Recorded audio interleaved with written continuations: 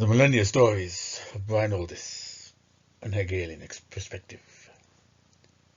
The Void. We are in the dark millennia now. That's why it's getting a bit dark, you see. But we'll start with some Nietzsche. The good old days are over.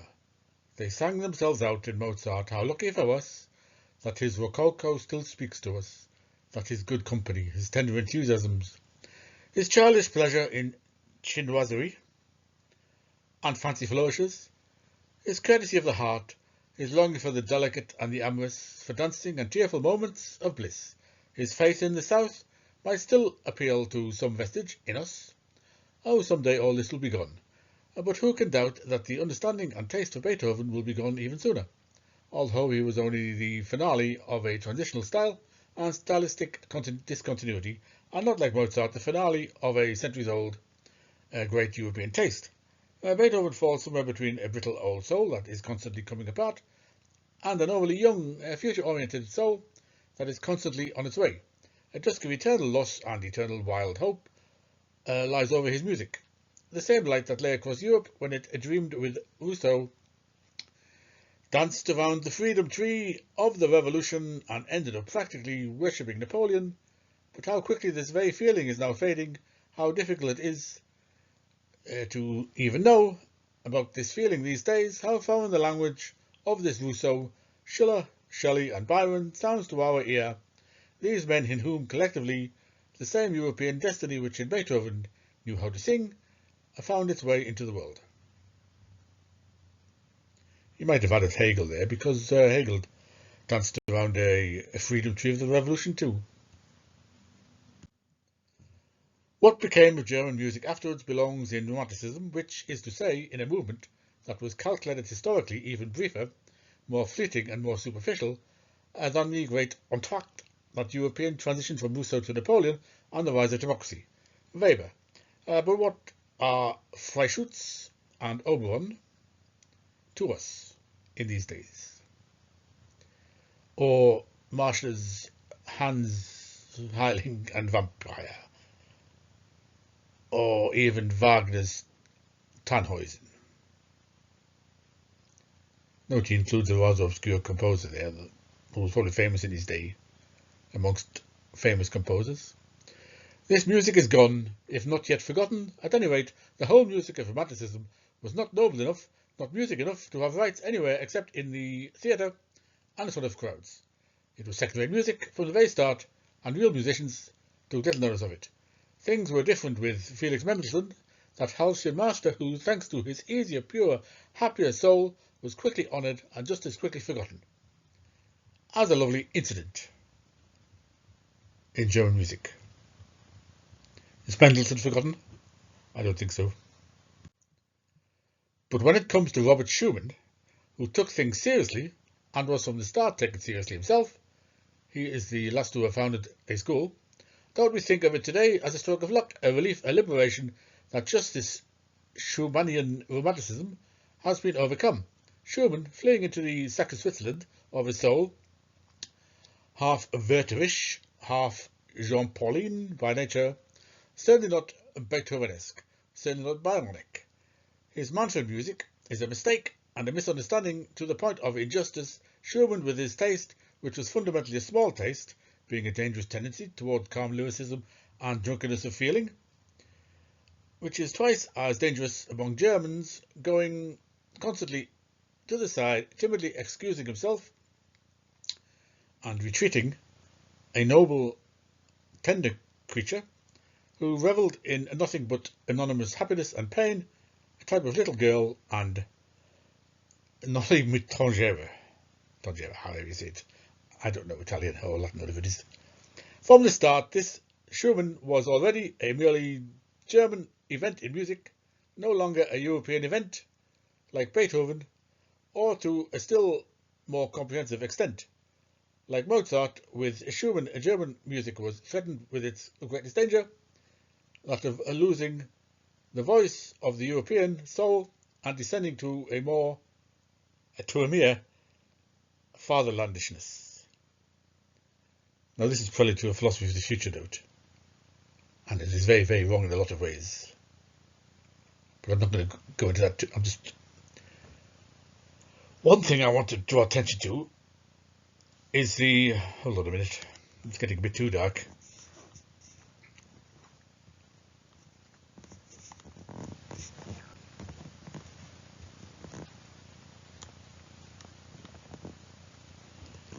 One thing I want to draw attention to is that phrase, Noli, which I've been butchered, Noli me tangere, which means do not touch me. Because this is how it stresses the importance of actually reading a lot and reading widely, because then you can make connections that other people can't make. Because touch me not links to what I was saying at the end of the last video in this series. Touch me not. The sterile millennia, where people are afraid of each other, just like we have with lockdown when there was COVID. If you remember, in the sterile millennia, the hand the wild man extended to her, this is Ploy Ploy, she was called, was lifted to her cheek. She stood unflinching on the grey terrace, her head high, and so his loving fingers gently brushed her countenance. The explosion was almost instantaneous. Almost. It took the traitorous nerves in Ploy Ploy's epidermis but a fraction of a second to analyse the touches belonging to another human being and to convey their findings to the nerve centre. There the neurological block implanted by the mating centre in all mating rejects to guard against just such a contingency. Went into action at once. Every cell in Ploy Ploy's body yielded up its energy in one consuming gasp. It was so intense that the wild man was also killed by the detonation. Just for a second, a new wind lived among the winds of earth. Now, everything is under control in this society, including mating, hence you have the mating centres. Which is why I referenced, again making connections. Last time I referenced Slavoj Zizek's article on the COVID epidemic, where he quotes this, touch me not. And you can refer to that video to see what the point he was making, such as it was. And Nietzsche is sort of predicting something else happening in history. But there's the problem, you see, if I get to the point. It's called the philosophy of the future. But see what happens. I mean, take for A.J. Ayer, for instance, who obviously isn't a Nietzsche. But this is what he says in a YouTube video. I will give the link. This is a great historical misfortune. Philosophy and science got divorced at the beginning of the 19th century. I think science began to get too difficult and to specialise, so that if you are a physicist, you have to say, what kind of physicist are you? Why are you low temperature physicist or what? And so the idea of philosophers embracing all science, Leibniz and Kant, if he knew all the science of his day, from the 19th century got more and more difficult. You've got this terrible romantic movement. Remember what Nietzsche said about the romantic movement. This awful villain Hegel, and the attempt of philosophers to say, we've got a better line of goods in the same market. I, sitting back in my armchair, speculating and telling you what the world is like without even going anywhere near it, without a single experiment, this awful development, which really made philosophy in the 19th century, apart from two great philosophers, both neglected in their time, Frege and Peirce, a disaster. They made a division which it now takes a long time to heal, and I myself think that philosophy hasn't any great future apart from science, and as a mere matter of practical academic politics. I've got schools of philosophy of mathematics and philosophy and physics going in Oxford, I should really be saying this with his Oxford accent, his pompous Oxford accent. Now the school of philosophy, mathematics flourishes enormously, but philosophy and physics doesn't, because the physicists won't play, because the physicists now think with some reason the philosophers are such asses, they won't let their best people near them. What is the greatest adversary of philosophy? Self-satisfied dogmatism, and that's what A.J. wallows in. Goes on to say that the best philosophers will come from within science. So where are they then? Richard Dawkins? Had he read Hegel, he would know that for him philosophy is its own discipline, with its own content. It is not science.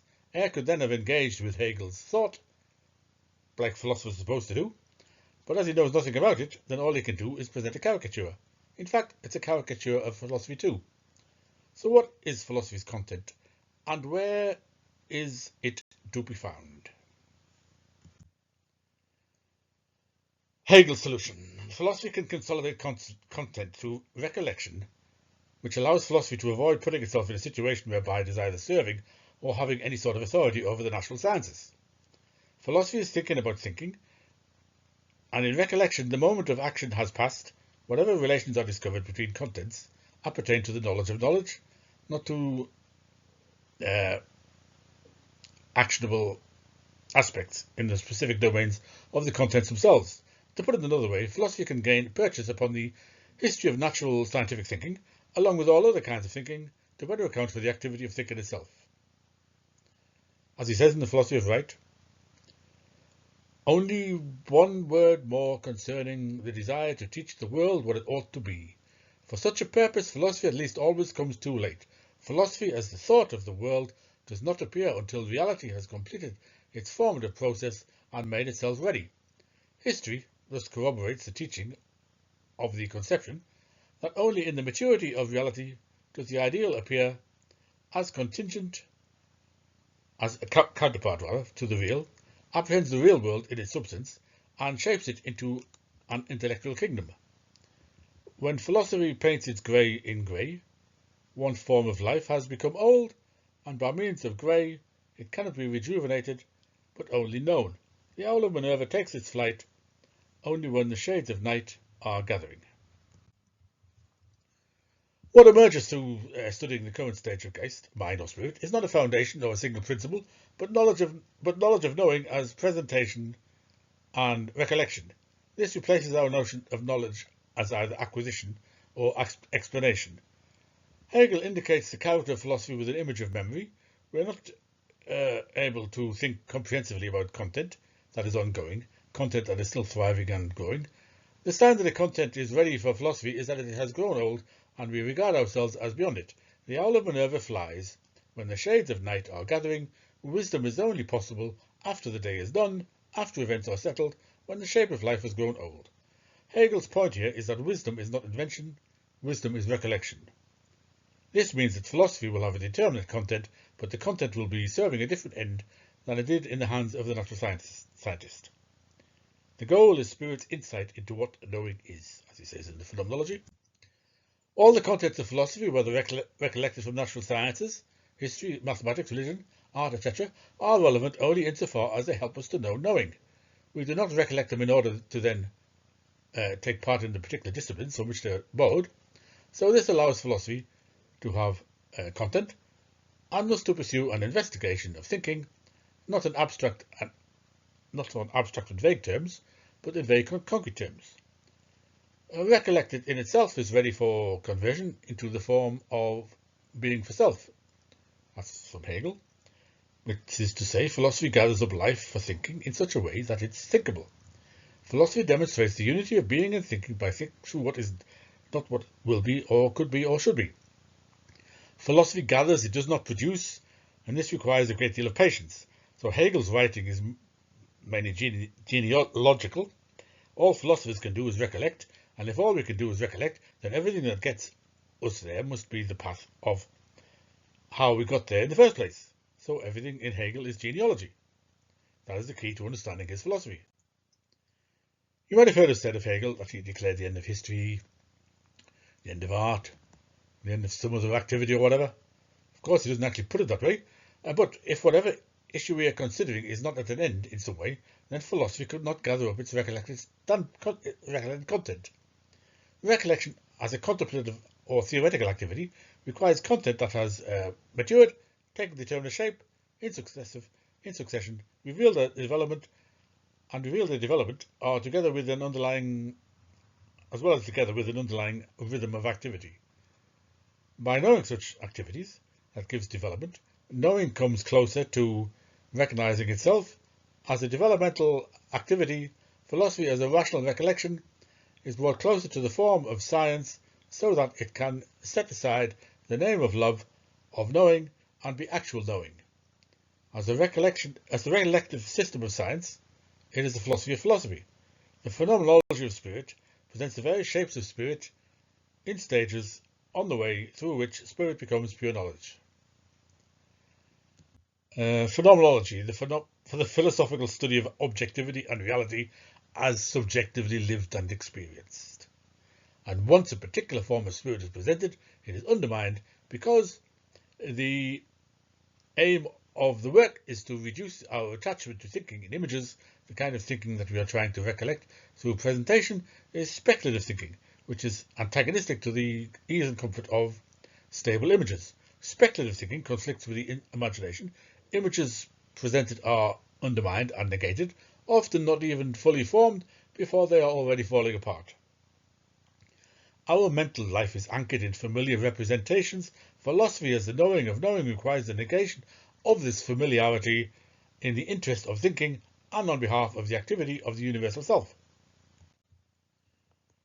So, this is from the phenomenology.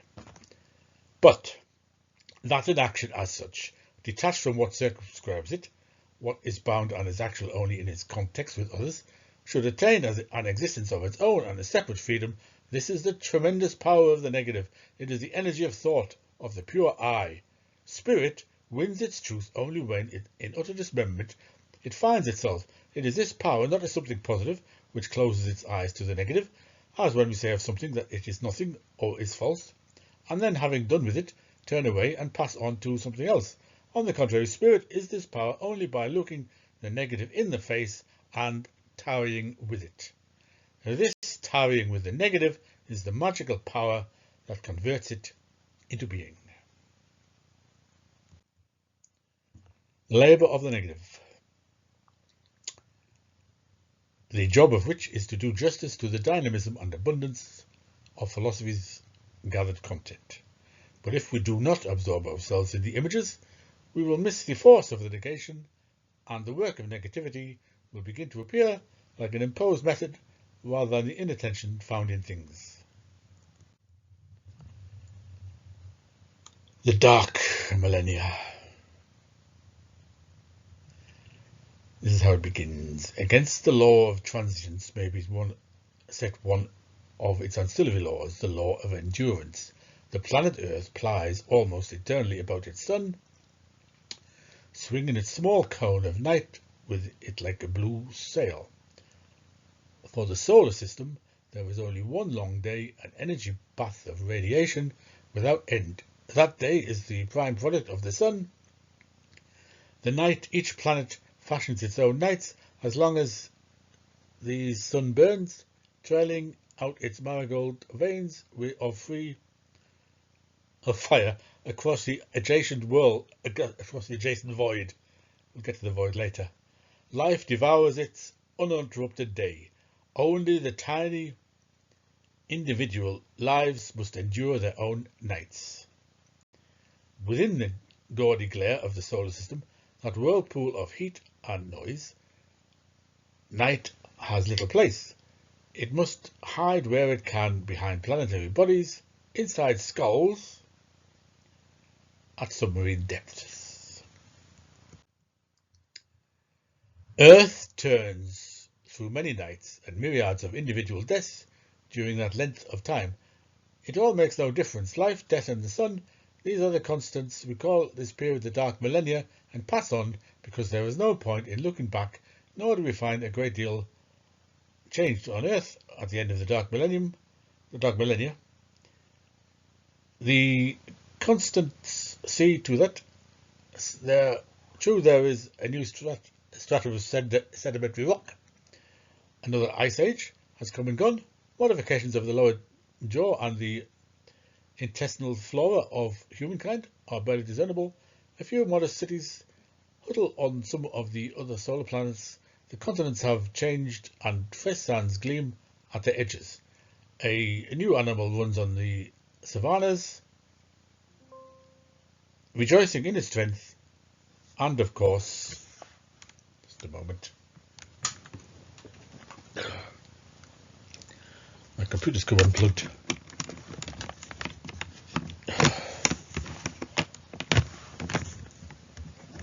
Oh, this is so unprofessional. Where was I? And of course, many inhabited planets are in communication with Earth as the races of the galaxy go about their transactions. Israel. He's the hero of our tale, I suppose you could say. But is he mad? Is he from Earth? Is he not? That's what we'll have to find out. Israel tells of how he is witness to an alien race and how a war is being waged in a neighbouring galaxy. No one believes his tale, and he's thought to be insane, so he's taken aboard a mental hospital ship. Only one man, David Dale, believes Israel, but how to prove his story?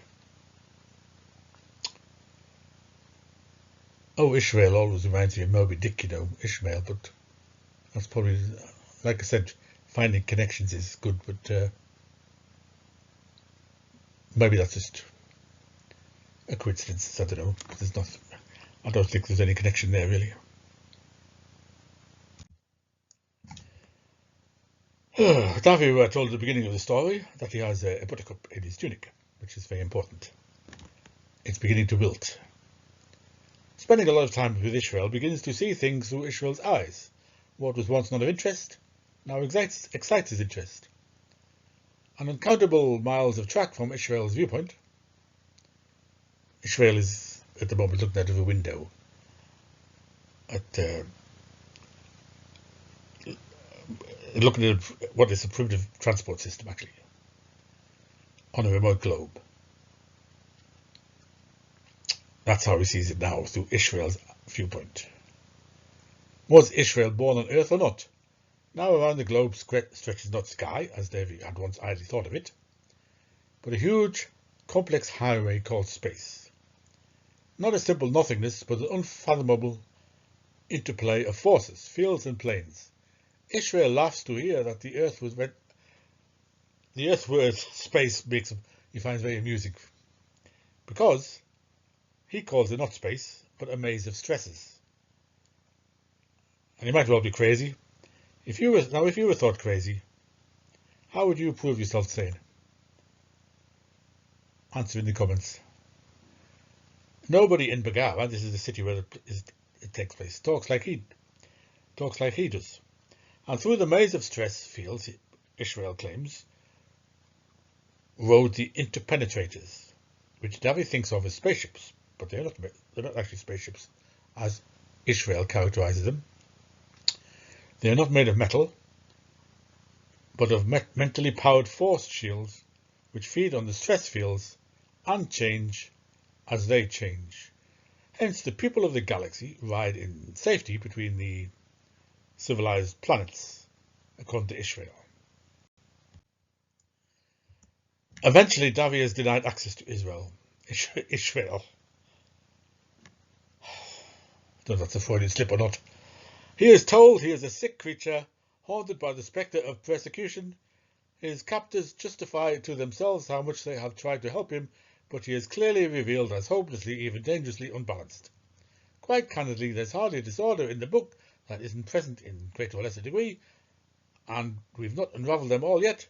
This sort of thing takes time and patience. They suggest perhaps they may discover he's a common murderer with amnesia, actuated by guilt. And this is from the book. "O Israel," this is Davi thinking, "you a common murderer? The hostile natives have indeed got you in their nets. You should have come 50 million years ago. The Neanderthals would have shown more understanding, more mercy." Davi is informed that Israel has been moved elsewhere because he threatened to get violent. He caught sight, this is Davi. Davi caught sight of the tired buttercup pinned to his chest. How it must have amused these people. Yet Davi felt obscurely that it was his slender link with sanity and the galaxy. Finding his way blindly down a gangplank, he headed for the city. A cold wind met him, and he recalled that he had left his fur cloak somewhere in the ship. Now it was too late to return for it. Overhead, through the thinning cloud, galactic stars shone with terrible urgency. That's how it ends. An epiphanous moment. Recall the owl of Minerva flies when the shades of night are gathering. Wisdom is only possible after the day is done, after events are settled, when the shape of life has grown old. Our mental life is anchored in familiar representations. Philosophy, as the knowing of knowing, requires the negation of this familiarity in the interest of thinking on behalf of the activity of the universal self. And this is what Davi encounters both with the sight of the wilting buttercup and the slender link with the galaxy. Its slender link with the galaxy, and with the thought of galactic stars like grains of sand now shining with a terrible urgency. This is a negation of the familiar. This is wisdom attained. We can make this clearer, given this is the Dark Millennia, with some thoughts on the void. Hegel again. The disparity which exists in consciousness between the I and the substance which is the object is the distinction between them, the negative in general. This can be regarded as the defect of both, though it is their soul or that which moves them. That is why some of the ancients conceived the void as the principle of motion, for they rightly saw the moving principle as the negative, though they did not as yet grasp the negative is the self. Now, although this negative appears at first as a disparity between the I and its object, it is just as much the disparity of the substance with itself. Thus, what seems to happen outside of it, to be activity directed against it, is really its own doing, and substance shows itself to be essentially subject. When it has shown this completely, spirit has made its existence identical with its essence. It has itself for its object, just as it is, and the abstract element of immediacy and of the separation of knowing and truth is overcome. Being is then absolutely mediated. It is in a substantial content, which is just as immediacy, the property of the I. It is the self. It is self-like, or the notion. With this, the phenomenology of a spirit is concluded. He says that on paragraph 37. But there are actually, let's think, 808 paragraphs at all in the phenomenology. The phenomenology leads us through the stages in the history of consciousness of self-development and subjects them to scrutiny with the ultimate objective of observing how everything fits into a complex, articulated whole. What is the disparity of which he speaks? Here again we see the importance of the negative. The disparity arises when things may be comparable in certain respects or not comparable, as different as chalk and cheese, though chalk is white, and so is fromage blanc. Such distinctions are for us, since we are the one cognizing, and not only acting upon the object, but giving it meaning. The disparity in this distinction between the knower and the known, the negative in general, the negative of which we are to have patience, we have to have patience of the negative that labours, the negative that allows us the freedom to develop the power of the understanding. The negative is intrinsically connected with movement, not movement in the sense of physical movement, albeit the ancients were onto this in their own way,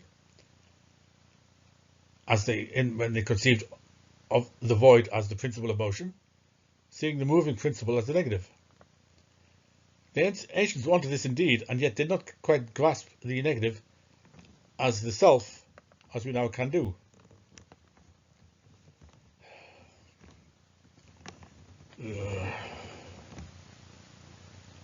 Where am I? I have my memories, but I am not my memories. I can distance myself from them. I am not just my perceptions. I am not just my relations to other things.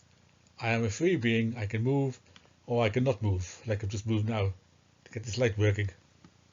The negative appears at first as the disparity between self and object, but it is also the disparity within the self and within the object. What we take to be immediate turns out to be not immediate. They turn out to have sunderings, divisions, dividings, bifurcations within themselves. As we observe the object within the subject, there is a sundering taking place. That's to say a secret that takes over. This is Davi's experience, albeit he lives in the dark millennia. He has a glimpse into a secret. But because of my typos, you can't see the word there. Some light gets through. Something independent of us impinges upon us. But it is ourselves. This is idealism. Reality is not something totally independent of mind, but our projections themselves take on a kind of agency. Overhead, through thinning cloud, galactic stars shone with terrible urgency.